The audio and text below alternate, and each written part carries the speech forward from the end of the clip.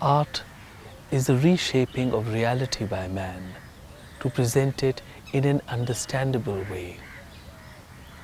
As the artist recreates the world around him, it is shaped by how he sees it and what he believes in. The Indian artist did not attempt to depict only the material reality around him. He wished to share the complete experience of the moment, not just the photographic presentation of the shapes around him. Beauty for the Indian artist has been a reflection of the glory of God. In fact, for the ancient artist, the experience of beauty, the ecstasy on seeing nature or art which is truly beautiful, has been considered as akin to Brahmanand or the final bliss. Join us on this journey into the heart of the Indian tradition of painting. Come with us to the gorge of the Vaghora river, where Ajanta was created, to the courts of the Mughals and the Deccani Sultans. Journey with us through the deserts of Rajasthan and the icy lands of Ladakh and Lahore Spiti. In the verdant south and in the gentle hills of the north, experience the compassionate view of life that is enshrined in Indian painting.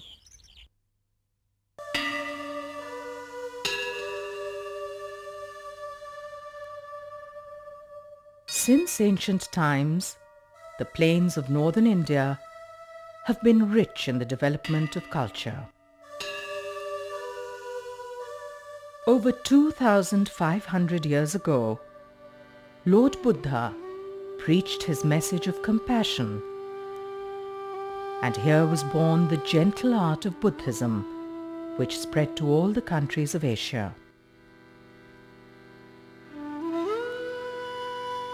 In the first millennium, in the Gupta Empire, which flourished here, the classic art of India was created. This was among the most thoughtful and refined art of the world, and its influence shaped all future art in India.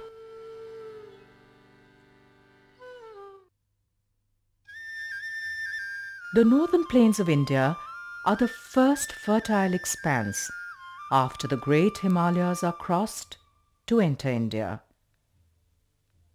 Since early times, these plains have seen the entry and invasions of numerous kings and raiders who have come from other parts of Asia and even from the Mediterranean.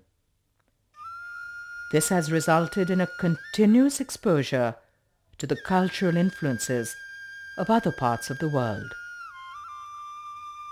A great and cosmopolitan art was created in the period of the meeting of many cultures in these fertile plains.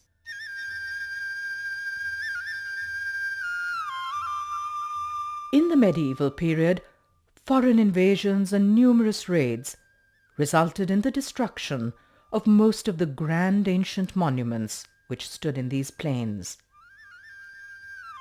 Consequently, we do not have a large body of surviving mural paintings of the early period in these plains. We do have exquisite sculpture of the Maurya and Gupta periods, which shows the highest development of art. We also have the remains of some paintings of around the 5th century in the Bog Caves in Madhya Pradesh. These paintings reflect that sublime sense which gives India's art its unique and important position in the art of the world. There is in these the sense of stillness, which takes us away from the turbulence and confusion of the material world. Very fortunately, the paintings of the caves of Ajanta in the Deccan have survived. These paintings reflect the finest of India's art from the 2nd century BC to the 5th century AD. They also reflect the art of the Guptas as the Vakatakas, who patronized most of these caves, were contemporary to the Guptas and were in close interaction with them. As in the paintings of Bog, we see in the paintings of Ajanta the finest expression of compassion in art. The influence of this art, along with Buddhist philosophy, spread to all corners of Asia. The Chitra Sutra of the Vishnu Dharmottara Puran states that paintings are meant to have an extremely benign influence upon viewers. They are meant to be made with the simple and deep understanding of life, and they are supposed to convey this understanding and the peace that comes with it to the viewer. Seeing the sublime beauty of these paintings, one can understand the force and the completeness with which this philosophy and art spread to the distant corners of Asia.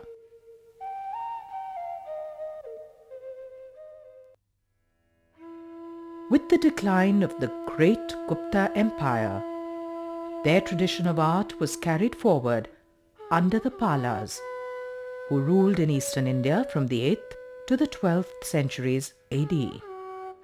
It was in this period that further developments took place in religious philosophy, which had an integral influence on the art of painting. The plains of India have nurtured some of the greatest universities that the world has known. In the first millennium, the reputation of the Nalanda University had spread everywhere. A stream of pilgrims from China, Tibet, Nepal, Myanmar, Sri Lanka and other countries constantly flowed to this university to gain knowledge.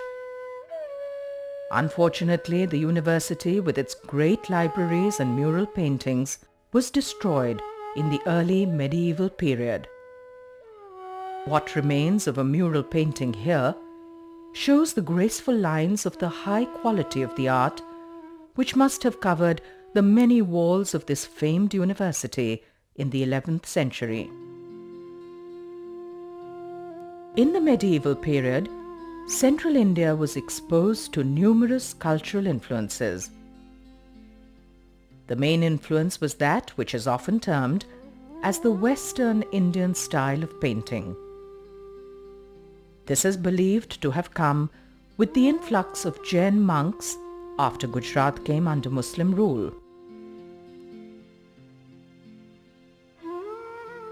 Deep in the heart of the plains, in the Lalitpur district of Uttar Pradesh, stand the Shiv and Vishnu temples, which are known as the Kacheris. The Choti Kacheri has on the ceiling the remains of exquisite paintings of the 13th century. These are extremely valuable, as after the fragmentary remains at Nalanda and Satdhara, these are the oldest surviving paintings of the northern plains in India. In keeping with the ancient manner, we see the depiction of a lotus roundel and joyous flying Gandharvas in the corners. In their angularity and lively movement, they are similar to the paintings of Ellora and the Jain manuscript paintings of Western India. The countrywide convention of the further eye which protrudes beyond the line of the face is seen here.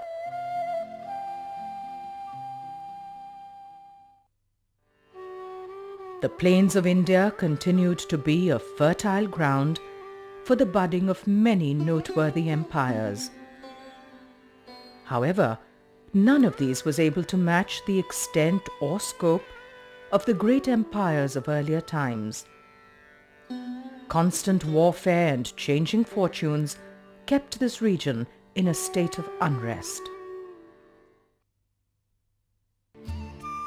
From the 16th century onwards, the Mughal Court became the main influence and inspiration for patrons and artists throughout northern and central India. Under the Mughal Emperor Akbar, the art of painting was revived in northern India after many centuries. The finest miniatures were made in the court of Akbar and the emperors who succeeded him.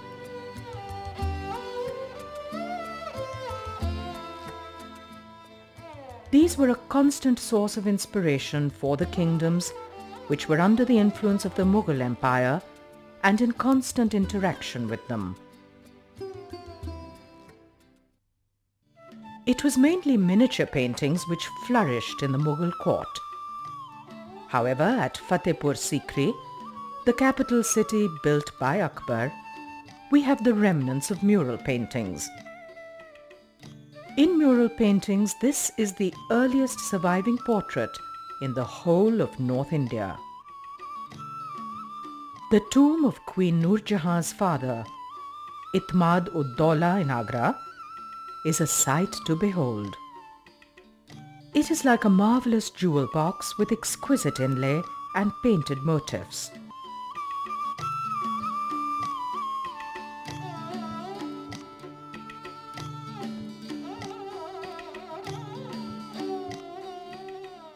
Emperor Jahangir and Queen Nur Jahan were deeply interested in art and culture.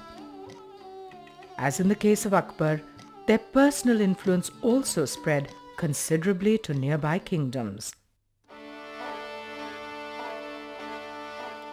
The Bundelas, who were powerful in central India, founded Orcha in 1531. Orcha remained as the center of Rajput power.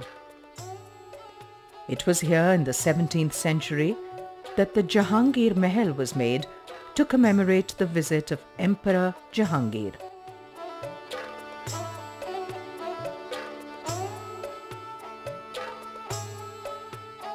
Mural paintings were made on the walls of all the palaces within the magnificent Orcha fort. The Raj Mahal was completely adorned with mural paintings. What remains of these exhibits a blend of the two most significant styles of painting in India at that time, the Mughal and the Rajput.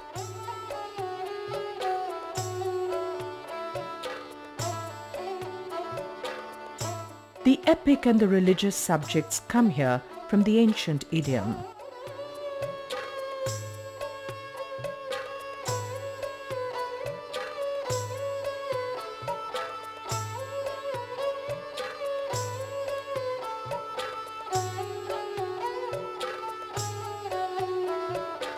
The expressions are often gentle. Exposure to the Mughal court has also led to a sense of courtly sophistication.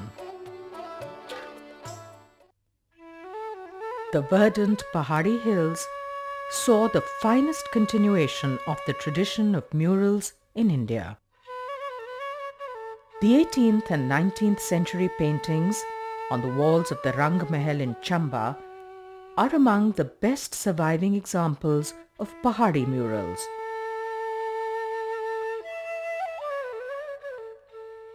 The themes are mostly religious, and the styles are closely related to those of the miniature paintings of the region. We see fine expressions and a refinement of Pahari paintings. These paintings have an exuberance and a joyous sense of life.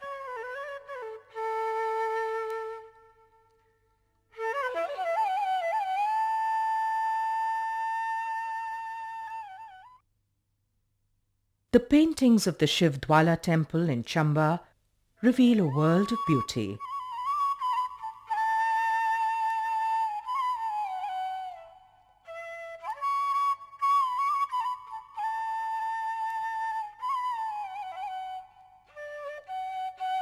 These paintings on the themes of Lord Shiv reflect a sense of innocence which is deeply reminiscent of the miniatures of Kashmir.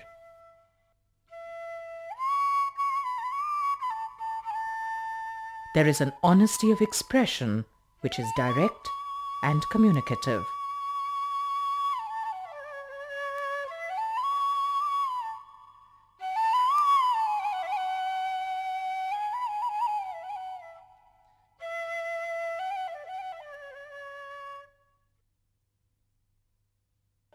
ਸੁਖ ਵਸਿਆ ਬਾਹਰ ਸੁਖ ਪਾਇਆ ਕਹੋ ਨਾਨਕ ਗੁਰ ਮੰਤਰ ਦ੍ਰਿੜਾਇਆ ਕਹੋ ਨਾਨਕ ਗੁਰ The murals of Punjab perhaps represent the last phase of wall paintings in India.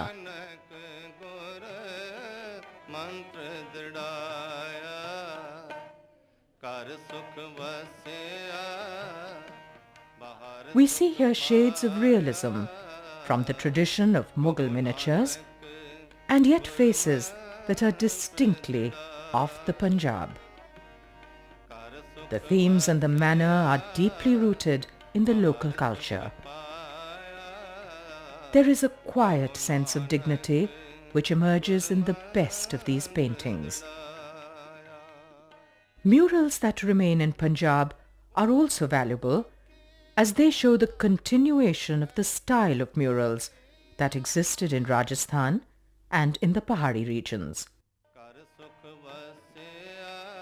Amritsar was on a major artery of the Silk Route, which connected the Trans-Himalayas all the way down to Maharashtra and Kerala. The hardy people of the Punjab have been exposed to numerous cultures since times immemorial. Yet, they have retained a sense of identity which is reflected in the murals. The tower of Baba Atal near the Golden Temple has a large series of 19th century mural paintings on the life of Guru Nanak.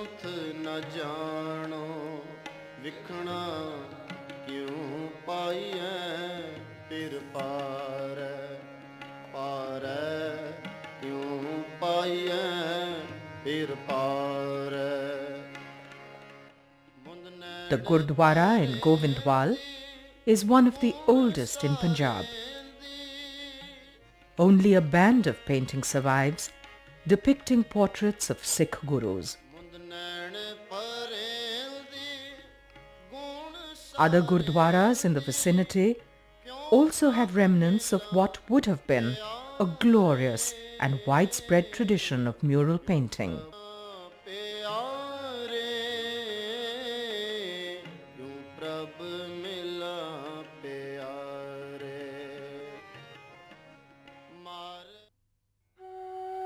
The distinct style of the murals of Punjab can be seen at the Durgana Mal temple in a busy marketplace in Amritsar.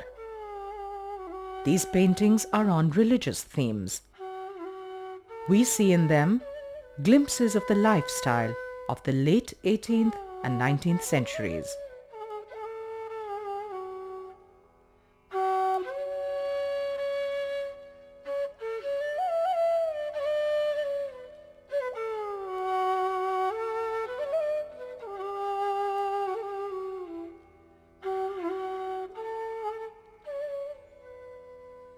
The Kishan temple in Kishankot village in Gurdaspur is completely covered with murals. This is in keeping with the ancient Indian tradition of adorning the interiors of temples with paintings.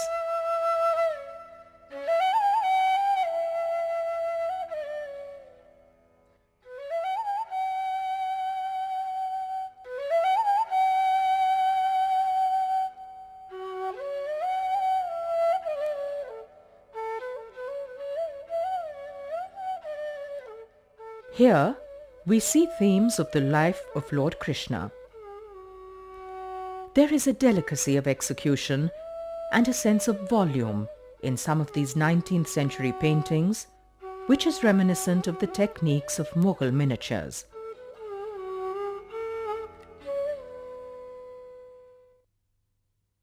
The largest body of murals surviving in Punjab are in the Patiala fort, known as Qila Mubarak, around which the present city of Patiala is built. The murals inside the palaces reflect the traditions of Kangra and Rajasthan.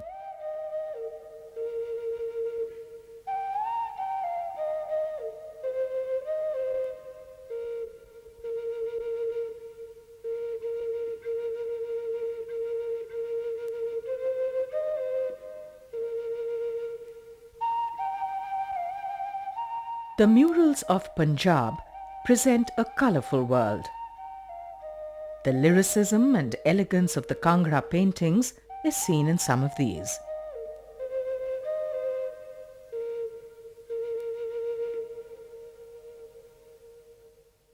These are more like miniatures upon the walls, and their general effect is one of decoration.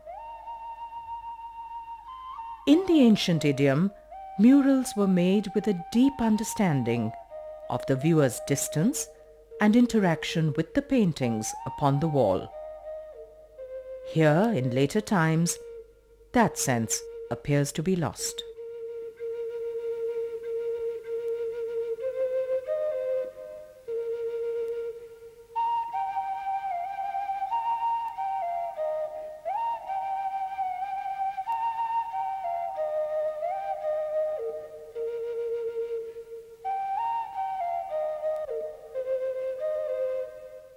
The themes here are episodes from the Ramayana, Mahabharata, the Purans, and also portraits and courtly life.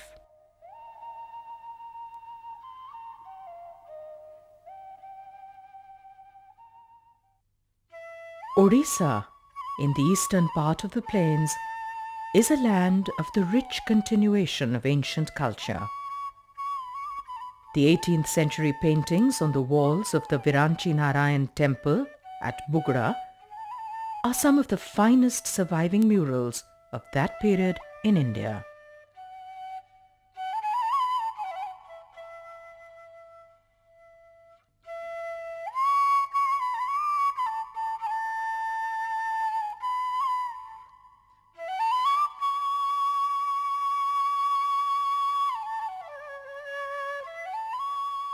These are a rare instance of the continuation of the ancient Indian mural tradition.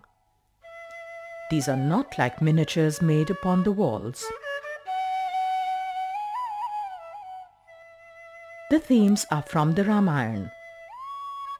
Here we see the sense of humanity and humility, which reminds us of the finest of ancient Indian paintings.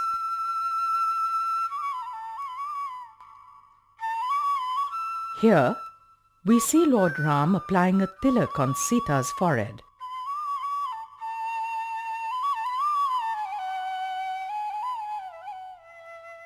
Monkeys sit while Lakshman sharpens an arrow.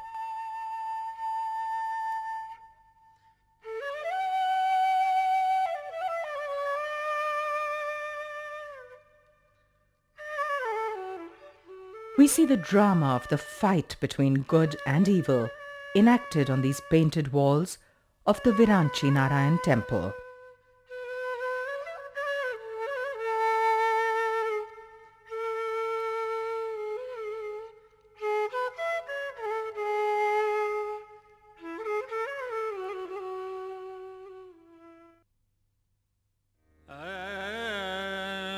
The ancient kund or tank of Kusum Sarovar near Mathura was renovated and restored by the king of Orcha, Veer Singh Deo, in the 17th century. Amongst the Chhatris, the largest is the Chhatri of Raja Surajmal.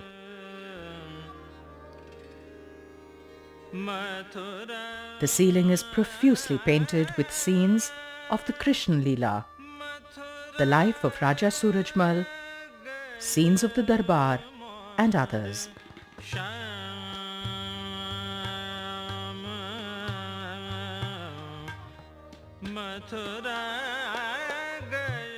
These 19th century paintings are bright and colourful. Yet they lack the sense of life and inner grace. The grand manner of the Rajputs also continues here in the royal portraits.